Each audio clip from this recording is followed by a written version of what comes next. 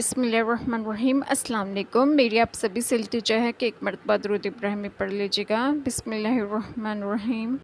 اللہم صلی علی محمد وعلی آل محمد کما صلیت علی ابراہیم وعلی آل ابراہیم انک حمید مجید۔ اللہم بارک علی محمد وعلی آل محمد کما بارکت علی ابراہیم وعلی آل ابراہیم انک حمید مجید۔ بسم اللہ الرحمن الرحیم۔ اور بولے، خدا نے اپنے لیے اولاد رکھی ہے، پاکی ہے اسے، بلکہ اسی کی ملکیت ہے جو کچھ آسمانوں اور زمین میں ہے، سب اس کے حضور گردن ڈالے ہیں۔ پیدا کرنے والا آسمانوں اور زمین کا، اور جب کسی بات کا حکم فرمائے تو اسے یہی فرماتا ہے کہ ہو جا، وہ فوراً ہو جاتی ہے۔ بسم اللہ الرحمن الرحیم۔ آج جو بات میں آپ لوگوں سے ڈسکس کروں گی وہ یہ ہے شان نزول۔ یہود نے حضرت عزیر علیہ السلام کو اور نصارہ نے حضرت مسیح عیسیٰ علیہ السلام کو خدا کا بیٹا کہا۔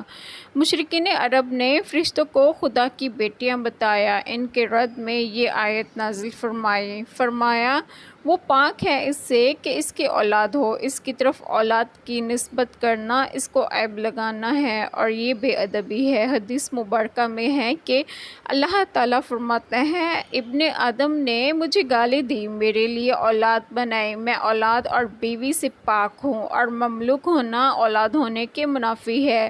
جب تمام جہان اس کا مملوک ہے تو اولاد کیسے ہو سکتی ہے؟ یعنی کائنات اس کے ارادہ فرماتے ہی وجود میں آ جاتی ہے۔ جب اللہ تعالیٰ کسی بات کا حکم دیتے ہیں تو ان کا بس یہ کہنا ہوتا ہے کہ ہو جا، وہ فوراً ہو جاتی ہے۔